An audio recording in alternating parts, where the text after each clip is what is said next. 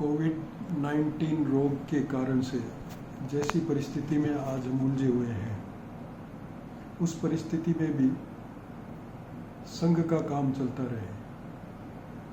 अगर ये रोग नहीं आता तो अभी तो हम उच्च प्रशिक्षण शिविर के लिए तैयारी कर रहे होते, रिजर्वेशन वगैरह भी करवा लिया होता और ये समाचार भी भेज दिया होता कि हमारे यहाँ से कौन कौन आ रहे हैं। लेकिन क्योंकि परिस्थितियाँ बदल गई है तो इसमें भी हम संघ कार्य को लगातार करते रहें, आपस में अपनी समझ को मजबूत बनाते जाएं, हमारे संघ साहित्य को अपने दिलों में बैठाते जाएं, इसका प्रयास भी किया जा सकता है।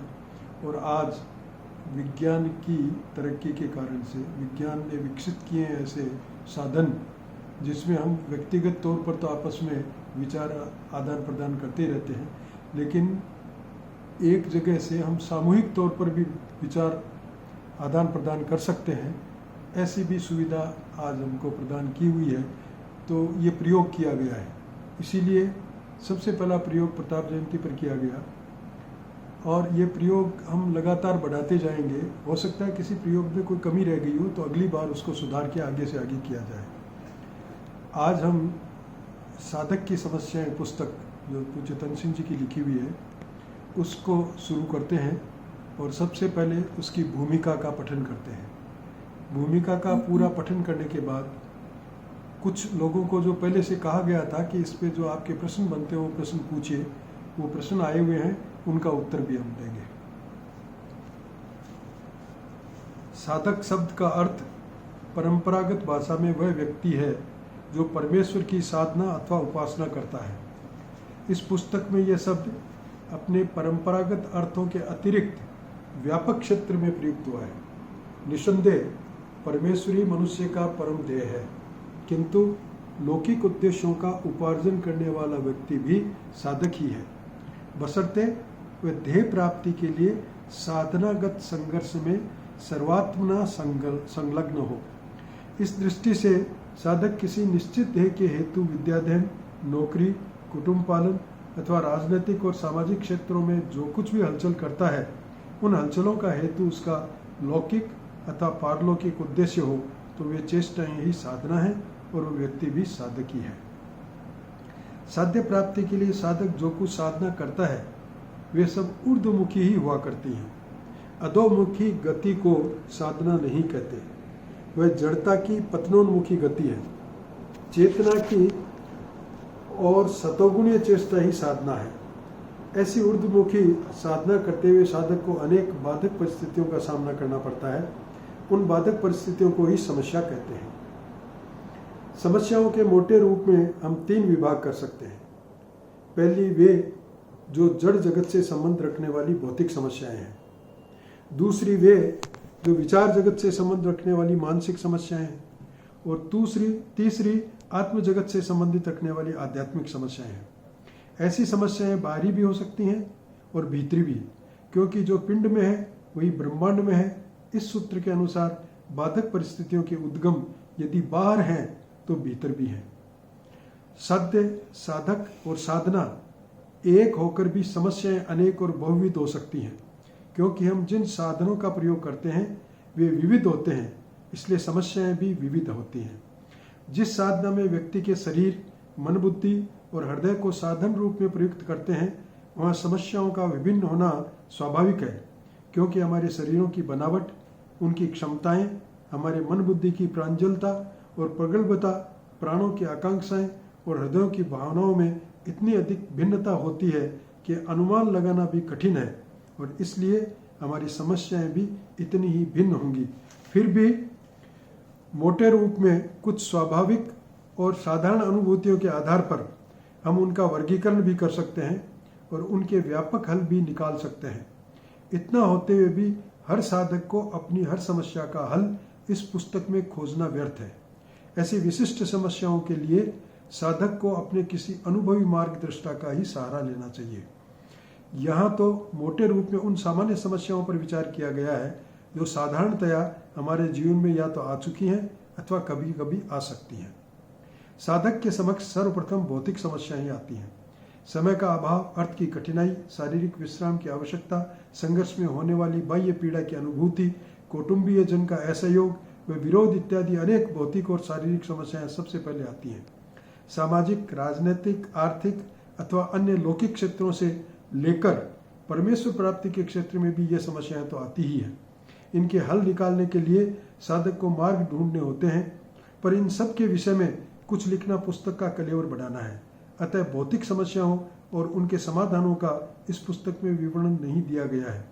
जो साधक इन समस्याओं से पार जाने की क्षमता स्वयं नहीं जुटा सकता, वह महान कार्यों के लिए कभी भी उपयुक्त आधार नहीं हो सकता। साधक में इतनी क्षमताओं का होना तो हम अनिवार्य मानते हैं। वह सहायता तो इन क्षेत्रों में अवश्य ले सकता है, पर मूल रूप में उनके हल भी उसे ही खोजने हैं। विस्तार भय से हमने चाहे उन समस्याओं और समाधानों का भले ही उल्लेख इस पुस्तक में नहीं किया हो, फिर भी सामना तो हर साधक को करना ही पड़ता है। किंतु इस प्रकार जब हम साधक की इन भौतिक और शारीरिक समस्याओं का समुचित हल निकालकर कुछ विकास करते हैं, सोचते हैं अब हमें किसी समस्या का सामना नहीं करना पड़ेगा, किंतु ये सोचना पूरा नहीं होता कि एक नई समस्या खड़ी हो जाती है। ऐसी नवीन समस्या अप्रत्याशित तो है, साथ ही वह पहले की समस्याओं से कहीं अधिक जटिल और दुस्साध्य भी दिखाई देती है। जीवन के अंत में यदि हम हिसाब लगाएं तो सारा जीवन समस्याओं को सुलझाने में बीत गया लगेगा, मगर समस्याएं नहीं बीती, नई नई पैदा होती गई। होना भी ऐसा ही चाहिए। जीवन एक बड़ी भारी प्रयोगशाला है जिसमें नित्य जीवन सत्यों की खोज की जाती है और वहां गत सत्यों की अवस्था के विपरीत परिस्थितियों में जीवित रहने की शक्तिमत्ता को परखा जाता है। जीवन का कोई भी क्षण ऐसा नहीं है जिससे हम किसी न किसी परीक्षा से न गुजर रहे हों। स्वयं जीवन भी एक बहुत बड़ी परीक्षा है। प्रथम श्रेणी का विद्यार्थी भी जीवन की परीक्षा में प्रथम भी आए यह जरूरी नहीं है। जो व्यक्ति इन समस्याओं को सफलतापूर्वक पार करते हुए जब साधना को नहीं छोड़ता, तब उसे पता लगता है कि वे प्रारंभिक समस्याएं प्राय हल हो चुकी हैं। अनवरत शारीरिक श्रम द्वारा हमारे जड़ों तक फैले आलस्य का मूलोच्छेदन करते हैं। धन कमाकर हम अपना और परिवार का पोषण कर बाह्य शांति को अवतरित करते हैं। हमारी गाड़ी जब पटरी पर ठीक प्रकार चलने लगती है, तब सहसा ही हमें नए झटकों का सामना करना पड़ता है। ये नए झटके मनोजगत से संबंध रखने वाले होते हैं। ध्यान रहे, इन मनोजगत समस्याओं का निदान हम अधिक धन कमाकर या अधिक विद्यार्जन करने से नहीं हासिल कर सकते। धन और विद्या का अर्जन तो चलता ही रहेगा, अन्यथा वे भौतिक समस्याएं जो हमने पहले हल की थी पुनः सिर उठा लेगी, लेकिन उनकी कितनी ही मात्रा नई समस्या को हल नहीं कर सकती, क्योंकि ऐसे पूर्व प्रयुक्त साधन अनदेखे क्षेत्र में अपनी शक्ति खो देते हैं। मनोजगत की इन पेचीदी और विलक्षण समस्याओं के आगमन पर स्वाभाविक रूप से हम उन्हें टलाया करते हैं या कभी कभी उन्हें समस्या के रूप में भी न मानने की भूल कर बैठते हैं। परिणाम यह होता है कि इस प्रकार वे अबूझ और अछूत समस्याएं कालांतर में अपना स्वरूप प्रबल बनाकर दुर्दम्य बन जाती हैं और संपूर्ण साधन को ले बैठती हैं। लोग इसीलिए धीरे धीरे साधना के क्षेत्र से खिसकना शुरू करते हैं। अधिकांश लोग पृष्ठ द्वार से अलक्षित रूप में ही चले जाते हैं, शेष मुख्य द्वार से सज धज कर गाजे बाजे के साथ निकलते हैं। साधना में निशेष रूप से अपने आप को खपाने वाले और तल्लीनता से लगने वाले साधकों को पृष्ठ द्वार से खिसकने वालों का पता नहीं चल लगता। उनका ध्यान तो केवल उन्हीं लोगों की ओर जाता है जो मुख्य द्वार से गाजे बाजे के साथ गुजरा करते हैं। लेकिन शेष रहने वाले ऐसे साधक उनके लिए कुछ निदान करें, उससे पहले ही जाने वालों की समस्याएं असाध्य रूप धारण कर लेती हैं और जाने वालों का क्रम जो पहले यदाकदा ही दृष्टिगोचर होता था, अब इतना असामान्य बन जाता है कि वह जाने वालों की स्वाभाविक मृत्यु मान लेता है। कुछ साधकों का इस समस्या की ओर ध्यान जाता भी है और उस संबंध में वे विचार भी व्यक्त करते हैं, किंतु साधक के लिए वास्तव में यह समस्या नहीं है कि जाने वाले कैसे रुकें, बल्कि असली समस्या यह है कि वह स्वयं कैसे रुके। असल में यह बात सही भी है कि साधक का यह काम नहीं है कि वह यह देखे कि दूसरे साधक उनकी साधना का ठीक प्रकार प्रयोग कर रहे हैं या नहीं। उसका काम तो केवल यही है कि वह अपनी साधना के संबंध में यह सोचता रहे कि वह साधना का प्रयोग ठीक कर रहा है या नहीं। गाजे बाजे के साथ मुख्य द्वार से जाने वालों के संबंध में एक समान गुण देखा जाता है कि वे अपनी अपेक्षा अन्य साधकों के लिए और उनकी साधना के लिए अधिक चिंतित हो जाते हैं। मूल रूप में वे साधक रहे ही नहीं। वे जब साधना गुरु की अवस्था तक पहुंच चुके थे, उस अवस्था पर पहुंचकर वे चले क्यों गए? क्योंकि साधना का कभी अंत नहीं आता। जीवन स्वयं एक विकट साधना है। परीक्षा में उत्तीर्ण होने वालों के लिए व्यापक परीक्षाओं का विराट जाल है। यह सही है कि उन्होंने शिष्य की अवस्था से ऊपर उठने की स्थिति पा ली हो, मगर गुरु की अवस्था को स्वयं साधना की अवस्था है। गुरु एक ओर सिखाता है, दूसरी ओर स्वयं सीखता है। चाहे जहाँ वह सीखता है वहाँ उसके सिवाय और कोई सीखने वाला या सिखाने वाला भी न हो, मगर जीवन प्रगतिशील है और किसी विशिष्ट अवस्था में पहुंचकर पूर्णता का भाव जीवन की बड़ी दुखद असफलता है। इस पुस्तक का संबंध केवल साधक की समस्याओं से है, अर्थात गुरु रूप साधक से नहीं, शिष्य रूप साधक से ही संबंध है। शिक्षक की समस्याएं पृथक पुस्तक का विषय है। जैसा पहले निवेदित किया जा चुका है, साधक साधारणतः मनोगत नवीन समस्याओं को टालने या समस्या न मानने का उपक्रम करता है। वैसे देखा जाए तो यह भी तरीका है, मगर इस तरीके से असाधारण साधक की असाधारण क्षमता द्वारा पार निकलता है।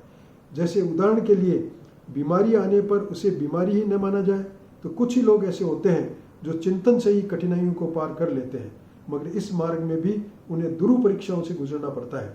बीमारी हमारे अंजर पंजर को ढीला कर देती है, गरीबी हमारी भौतिक व्यवस्था को छिन्न भिन्न कर देती है, किंतु इन झटकों में भी बिना विचलित हुए अपनी नाव को पार ले जाने की क्षमता हरेक नाविक में नहीं होती। प्रकृति का स्वयं अपना अलग ढंग होता है, वह सब काम कर लेती है, मगर वह ढंग इतना अलक्षित और इतना मंदगामी होता है कि पुरुषार्थी व्यक्ति को तब तक हाथ पर हाथ धरे बैठे रहना नहीं सुहाता, इसलिए वह कृत्रिम तौर तरीकों से शक्ति हासिल करने की चेष्टा करता है। यह बात नहीं कि उसमें उसे सफलता नहीं मिलती, मगर मिलती बहुत कुछ कीमत चुकाने पर ही है। सच तो यह है, यही संघर्षपूर्ण साधना है। साधक जब समस्याओं को टालता है अथवा उन्हें समस्या मानता ही नहीं, तो कालांतर में वे समस्याएं अपना आकार बढ़ाना प्रारंभ करती हैं। जब हमारी कार्य क्षमता के आकार से समस्याओं का आकार बड़ा बनने लगता है, तब हमें असफलता हाथ लगती है। हम जो चाहते हैं वह कर नहीं पाते। इस असफलता का सामना होने पर साधना में विश्वास न करने वाला व्यक्ति हथियार डाल देता है। श्रेष्ठ साधक ही पराजय की चोट खाकर उठने की चेष्टा करता है। साधारण भाषा में इन समस्याओं को कठिनाइयां कहकर पुकारते हैं। जब कठिनाई आती है तब साधक की परीक्षा प्रारंभ होती है, और उसमें असफल रहने के कारण जो कार्य शक्ति खो देते हैं वे तो पृष्ठ द्वार से खिसक जाते हैं, शेष आगे बढ़ते हैं। आगे बढ़ने की क्षमता उनमें होती है। कठिनाइयों के कारण ऐसे साधकों में यह इच्छा कुछ बल पकड़ने लगती है, तब कार्य गति से चलने लगता है। इसका कारण यही है कि कठिनाइयों और समस्याओं के प्रतिगामी दबाव से आगे बढ़ने की कामना प्रबल होने लगती है। यही वह समय है जब साधक को बाह्य सहायता की आवश्यकता रहती है। उसकी भीतरी शक्ति को भी जगाने की उसे आवश्यकता अनुभव होती है। यदि उस समय उसका मार्गदर्शन नहीं हुआ अथवा उस समय उसका कोई समीचीन रूप से समाधान नहीं मिला, तो एक समय ऐसा भी आ सकता है जब वह अपने आप को समस्याओं के घने जंगल में भटकता हुआ पाए। यद्यपि देश, काल और परिस्थिति के अनुसार समस्याओं के आकार प्रकार में जरूर अंतर आता होगा, तथापि वे सभी मूल रूप में उसकी विकासजन्य समस्याएं हैं। जो लोग विकास की ओर बढ़ते ही नहीं हैं, उनके मार्ग में समस्या आने का कोई प्रश्न ही नहीं पैदा होता। इन विकासजन्य समस्याओं का समाधान भी किसी व्यापक धरातल पर हो सकता है, और इसीलिए सदा की भांति समस्या के कार्य कारण स्वरूप या सम्यक विवेचन होना अनिवार्य है, जो उनका वैज्ञानिक आधार और सर्वकालिक हल हुआ करता है।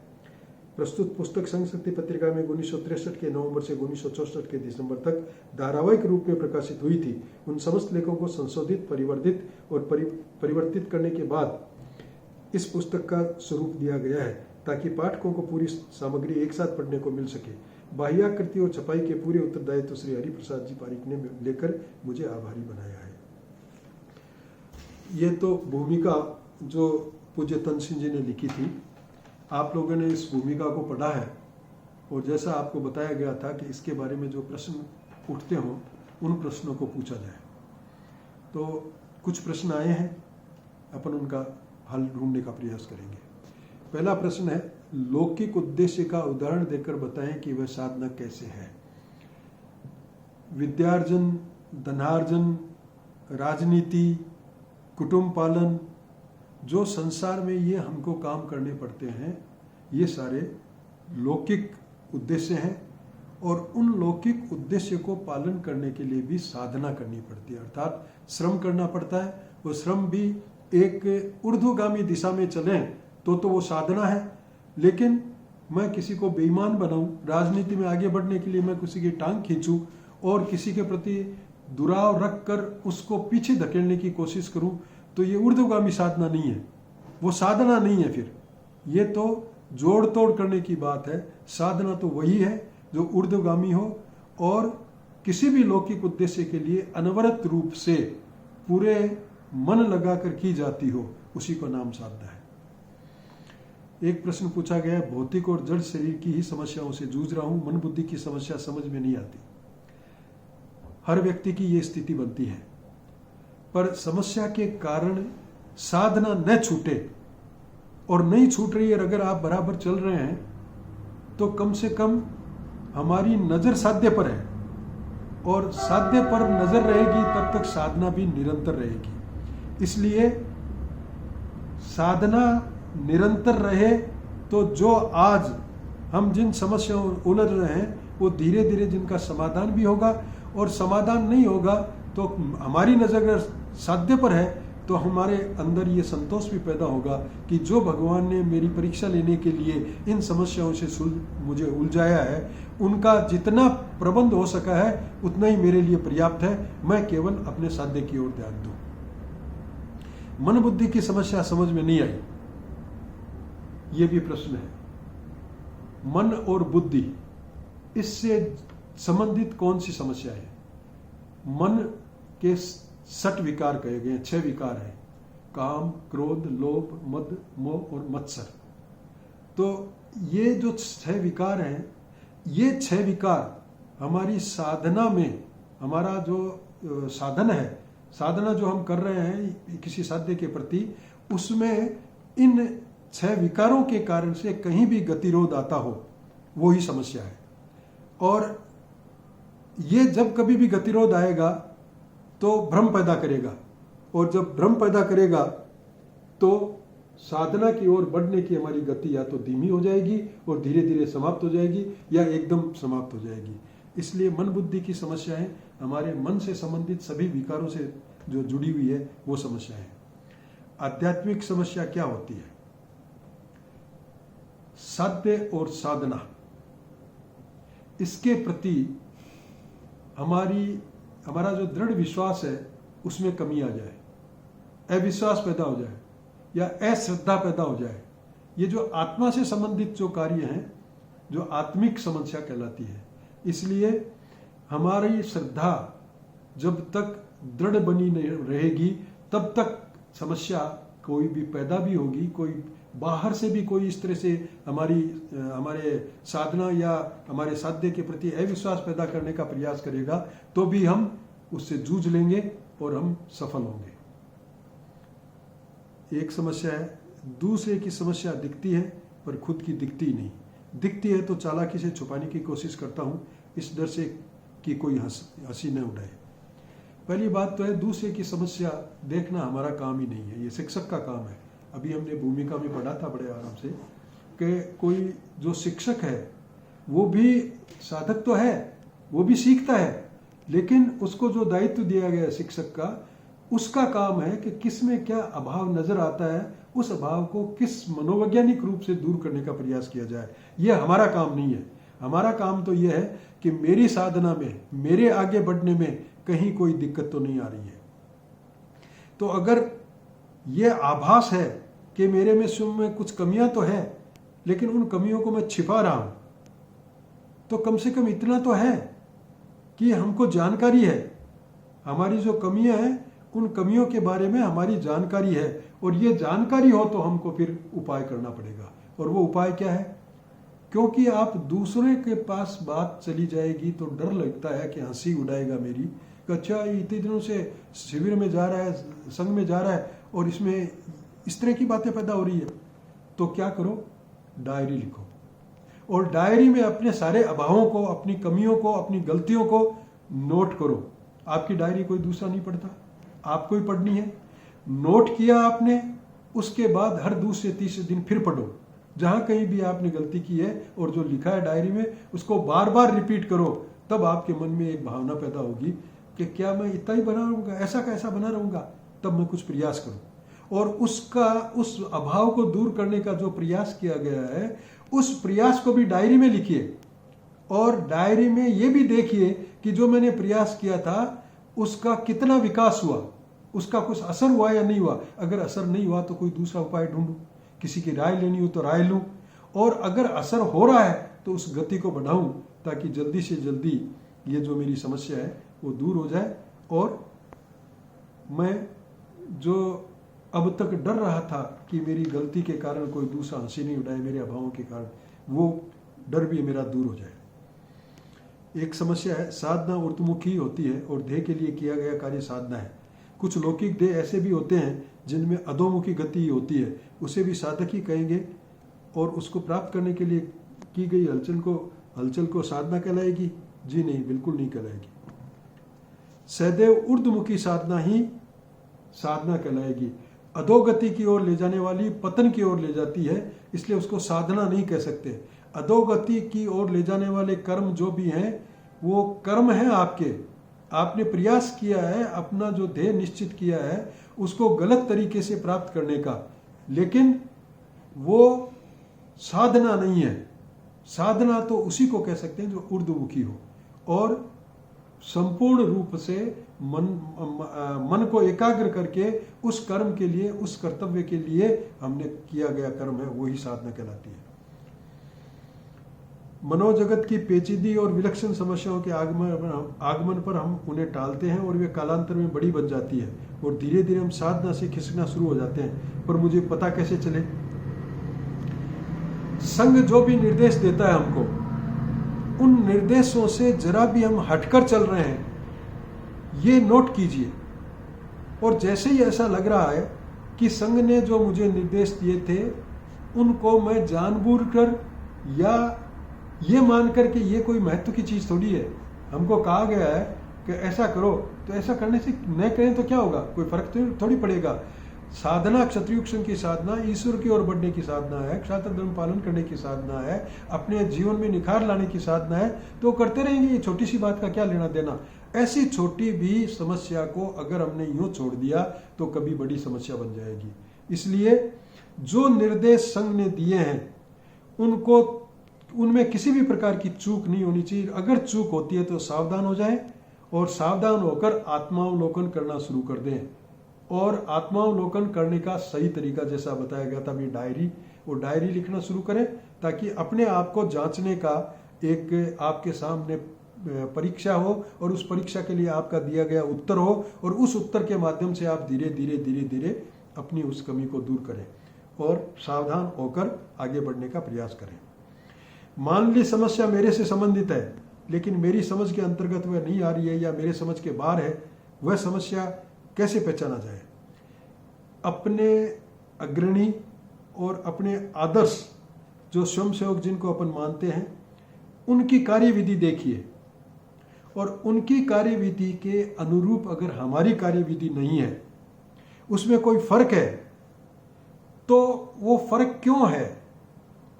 हमारी, जैसा पहले भूमिका में भी बताया गया है कि हमारी क्षमताएं अलग अलग होती है, हमारी क्षमता के कारण है, हमारी क्षमता क्षीण है इसलिए वो फर्क है, तो मेरी क्षमता को बढ़ाऊं। और अगर क्षमता क्षीण नहीं है, क्षमता में मैं कुछ बातों में तो आगे जा रहा हूं लेकिन फिर भी कोई गड़बड़ है, तो अपना आत्मावलोकन शुरू करें। साधना के मार्ग में आत्मावलोकन बहुत ही आवश्यक है। कदम कदम पर हमारा आत्मावलोकन होता रहे, हम खुद अपनी जांच करते रहें, इस बारे में आगे से आगे बढ़ते रहना चाहिए। और जब कभी भी कोई थोड़ी बहुत भी रुकावट हो, जो अनुभवी मार्गदर्शिता है उससे बात करें, उसको अपनी समस्या बताएं। हमारे संघ प्रमुख जिनको हम मानते हैं कि उनके निर्देशन में हम चलते हैं, तो जब कभी भी कोई ऐसी समस्या हो हम केवल संघ प्रमुख साहब से ही बात करें। हम प्रयास करते हैं हमारे बराबर के लोगों से, बराबर के लोग उतनी सही राय नहीं दे पाएंगे और कई बार हो सकता है जिनसे हम बात करना चाहते हैं, प्रयास करने हैं, जिनसे सलाह लेने की, हो सकता है वो भी कहीं न कहीं उलझे हुए हों तो वो सही सलाह भी नहीं दे पाएंगे। इसलिए अपना जो मार्गदर्शिता है, अपने को जो निर्देश देते हैं, संघ प्रमुख हमारे हैं, उनसे मिलें, उनको अपनी समस्या बताएं या ये बताएं कि यह कोई समस्या है क्या, मेरे में ऐसे विचार क्यों आते हैं, अगर ये समस्या है तो क्या समस्या है और समस्या को मैं कैसे दूर करूं। इस प्रकार से उनके बताए हुए बात पर अपना आत्मावलोकन करके आगे बढ़ने का प्रयास करना है। कुछ लोग सच धज कर गाजे बाजे के साथ निकलने से क्या आशय है? सच धज कर गाजे बाजे से निकलने का अर्थ है कि वो जाने के लिए अपने आप को दोषी नहीं मानते, वो दोष देखकर जाते हैं, या तो संघ की कार्यप्रणाली में, संघ के विचारों में, संघ के किसी व्यक्ति में या संघ प्रमुख में, कि इन लोगों के कारण से या तो ये सही नहीं है, मैं सही जानता हूं, या इन लोगों ने मेरी उपेक्षा की इसलिए मुझे ऐसा करना पड़ा। इस तरह से जो दोष देकर दूसरों पर आरोप लगाकर जाते हैं वो हैं सच धज कर गाजे बाजे के साथ निकलने वाले। प्रकृति का स्वयं अपना अलग ढंग होता है, इसलिए वह कृत्रिम तौर तरीकों से हासिल करने की चेष्टा करता है। ये कृत्रिम तौर तरीके कौन से हैं जिनसे बचा जाए? प्रकृति भी समाधान करती है, मगर वो बहुत ही मंद होता है और अलक्षित होता है, हमको दिखता नहीं है, हम उसको समझ नहीं पाते हैं। सारी सृष्टि ईश्वर की संतान है, जड़ चेतन सब, और सबको एक दिन ईश्वर में मिलना है। फिर अगर हम ये सोचकर बैठ जाएं कि जब सबको एक दिन मिलना है तो साधना करने की क्या आवश्यकता है, हो जाएगा 1 जन्म 2 जन्म 4 जन्म 50 जन्म। लेकिन इन 4 जन्म 50 जन्म 100 जन्म में हम पता नहीं कितने कुकर्म करेंगे, कितनी असावधानियां करेंगे, जिसके कारण से उनका जो फल भोगना पड़ेगा, वो जो पापों का फल होगा वो कितना भारी होगा, उसको सहन कर सकेंगे क्या? इसलिए साधना की जाती है। तो प्रकृति भी धीरे धीरे हमको सीख तो देती है अगर हम प्रकृति की तरफ नजर रखें तो। लेकिन क्योंकि जो मान लो आज मेरे साथ बीती है, ऐसा ही अगर कल किसी दूसरे के साथ बीते और वो सावधान होकर अपने आप को संभाल ले, तो प्रकृति ने हमको एक मौका दिया है कि ये देखो जो तुम्हारे साथ बीती हो उसके साथ भी बीती है, तुम भी उसने जो किया वैसा करो तो हो सकता है तुम्हारी समस्या भी हल हो जाए। लेकिन वो मंद गति होती है, इसलिए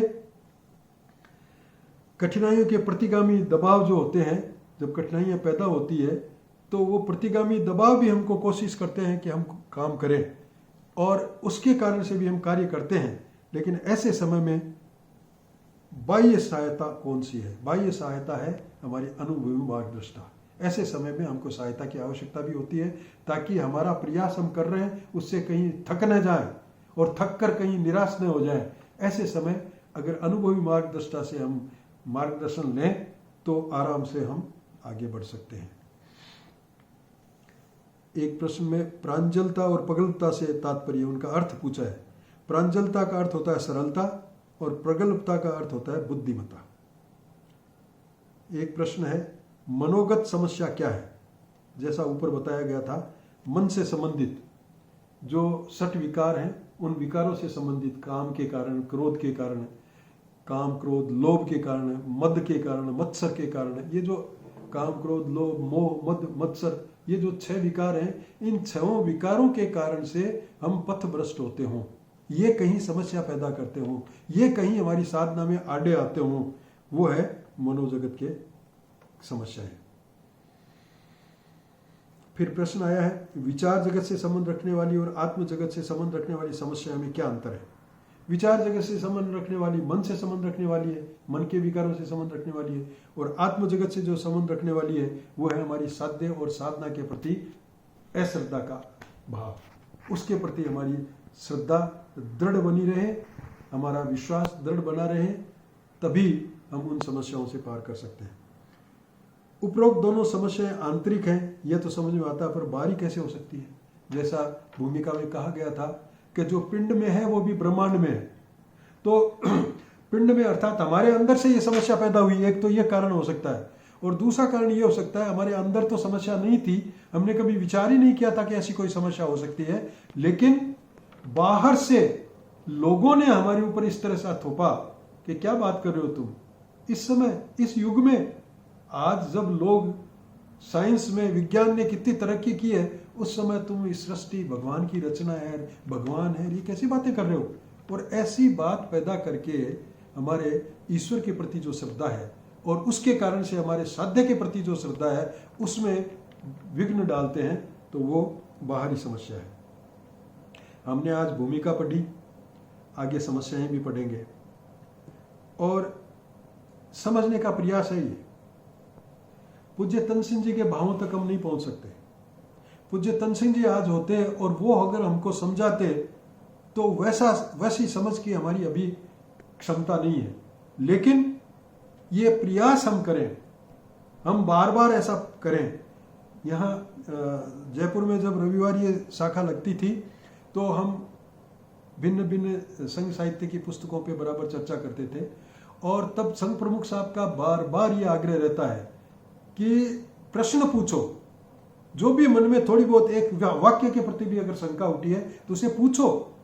जब तक डिटेल में इस तरह से पूछ कर हम उसकी खाल नहीं खींचेंगे और एक एक शब्द का अर्थ लेकर के हम उसको समझने का प्रयास नहीं करेंगे, तब तक हम उसके असली भावों तक पहुंचने में सफलता नहीं प्राप्त कर सकते। लेकिन ये हमारा प्रयास अगर निरंतर चलता रहे तो बहुत कुछ सफलता मिलेगी। ये 1963 में ये पुस्तक लिखी गई, तब से शुरू हुई, लिखी गई, फिर धीरे धीरे पुस्तक रूप में आई। और उस समय तनसेन जी की आयु क्या थी? मुश्किल से 39 साल। 39 साल की उम्र में उन्होंने गीता और समाज सेवा, साधक की समस्याएं, शिक्षक की समस्याएं, साधना पथ, इतना सारगर्भित साहित्य रच डाला। क्या वो केवल इस एक जीवन की कमाई थी? आवश्यक रूप से उन्होंने पिछले जन्मों से जो कमाई थी उसको प्रकट किया है। और इसलिए हम ये सोचें कि आज हम इनको समझ जाएंगे, ये आवश्यक नहीं है। हमारी कितनी तत्परता है, कितनी लगन है, कितनी श्रद्धा है, और उस श्रद्धा के साथ हम कितना प्रयास कर रहे हैं, कितना परिश्रम कर रहे हैं, इस पर निर्भर करता है। नारायण सिंह जी रेडा थे, 19 साल की उम्र में नौकरी लगी हुई, 19 साल की उम्र है, मैट्रिक पास करके सरकारी स्कूल में अध्यापक बन गए, नौकरी लगी हुई, परिवार में सबसे बड़े भाई, सारी परिवार की जिम्मेवारी जिनके ऊपर आने वाली, शादीशुदा, और ऐसी स्थिति में 19 वर्ष की उम्र में हल्दीघाटी ओटीस में तनसेन जी को कहते हैं कि मैं तो आपके साथ रहूंगा। उन्होंने ये निश्चित कर लिया कि मेरा कल्याण कहीं हो सकता है तो इनके सानिध्य से हो सकता है, और इसलिए वो डिसीजन लिया, सब कुछ छोड़ के तनसेन जी के साथ आ गए। वो हम तो नहीं ले सके, हम भी उनके समकालीन थे, हम भी उनके साथ ही शिविरों में जाया करते थे, लेकिन ये उनकी पिछले जन्मों की कमाई थी जो उस छोटी सी उम्र में उन्होंने डिसीजन लिया और उसका लाभ मिला। जब उनमें कुंडलिनी शक्ति जागृत हुई तो आश्चर्य हुआ, लेकिन आश्चर्य तो हमको हुआ जो हम कुछ कर नहीं पाए, आश्चर्य उनको नहीं हुआ। वो तो स्वाभाविक था कि जिस गति से वो बढ़ रहे थे उसमें वही होना था, और उन्होंने जो प्राप्त किया वो अनुभूत और सारगर्भित ज्ञान जो पूज्य तनसेन जी से उन्होंने लिया, उसके माध्यम से आगे बढ़े। ये केवल क्षत्रियोक्षण की साधना के लिए ये पुस्तक उपयोगी ऐसा नहीं है। जैसा इसमें भी आया था कि हर साधक के लिए समस्याएं आती हैं, भिन्न भिन्न प्रकार की होती हैं, लेकिन जब पत्रिका में ये छपती थी उस समय कुछ दिग्गज जातियों के पत्र आते थे कि कितना सुंदर लिखा है, लगता है बहुत अनुभवी है ये व्यक्ति, बहुत ही सुंदर लिखा है और सटीक है ये। अब उनको भी लगा अच्छा है। मेरे एक मित्र जो मेरे साथ नौकरी करते थे, उनको थोड़ी रुचि थी आध्यात्मिक कार्यों में, उनके पिता किसी एक पंथ के अध्यक्ष थे और वो भी उस क्षेत्र में निरंतर प्रयासरत रहते थे। तो एक दो बार जब ऐसी चर्चा चली और संघ के बारे में उनको पता चला तो वो धीरे धीरे संघ के बारे में प्रश्न पूछते रहते थे, तनसेन जी के बारे में प्रश्न पूछते रहते थे। एक बार वो मेरे घर पे आए और साहब ने पुस्तक पढ़ी थी, यही साधक की समस्याएं, और उन्होंने कहा मैं इसको ले जाना चाहता हूँ। वो ले गए, उसको पढ़ा और बोला कमाल है कि ये व्यक्ति कोई साधारण व्यक्ति नहीं था, ये तो बहुत ही गजब की चीज़ है। उनको क्यों पसंद आई? क्योंकि उस क्षेत्र का उस और बढ़ने वाला आदमी था। अगर हमारी इस पुस्तक का ये ज्ञान किसी अन्य के पास भी जाता हो और वो भी उससे लाभ उठाता हो तो बहुत अच्छी बात है। हमारे स्वयंसेवक तो इसका लाभ उठाएं, लेकिन हमारे समाज के लोग जो अभी तक हमारे संपर्क में नहीं आए हैं वो भी अगर इस पुस्तक का लाभ उठाते हैं तो कितना अच्छा है। इस पुस्तक को उन्होंने भी पढ़ा है, पुस्तकें खरीदते हैं, शिविरों में खरीदते हैं, शिविरों के अलावा दूसरे कार्यक्रम होते हैं उनमें भी अपन प्रदर्शनी लगाते हैं तो वो पुस्तक खरीदते हैं। तो बहुत ही उपयोगी सामग्री है। ये जो प्रश्न पूछे गए हैं इसी में प्रश्न का अंत नहीं है, अभी भी विचार रखें आप, और ऐसे प्रश्न और अगर उठते हो तो उन प्रश्नों को, और ये जो उत्तर दिए गए वो भी बिल्कुल सही हो ऐसा भी नहीं कह सकता मैं दावा नहीं कर सकता। इसलिए जो ऐसे प्रश्न उठते हो उनको आप नोट करें और संघ प्रमुख साहब से जब कभी भी आपका मौका पड़े, जब आपको सानिध्य मिले तब मुझसे जरूर पूछें।